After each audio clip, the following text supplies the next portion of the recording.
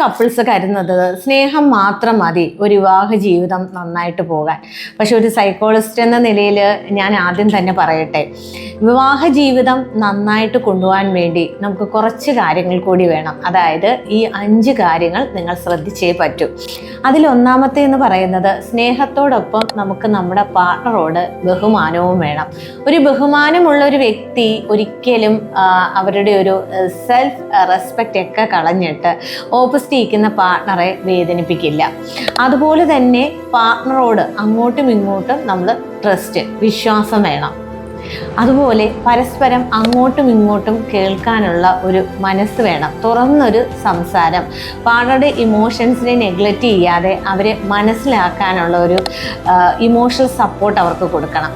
അതുപോലെ തന്നെ പാർട്ണറെ മറ്റുള്ളവരുടെ മുന്നിൽ വെച്ചിട്ട് കളിയാക്കാനോ അല്ലെങ്കിൽ അവരെ അവഗണിക്കാനോ ശ്രമിക്കരുത്. അല്ലാതെ ഞാൻ സ്നേഹമൊക്കെ കൊടുക്കുന്നുണ്ടല്ലോ, അതുകൊണ്ട് തന്നെ എൻ്റെ പാർട്ണർ കംഫർട്ടാണെന്ന് നിങ്ങൾ വിചാരിക്കരുത്.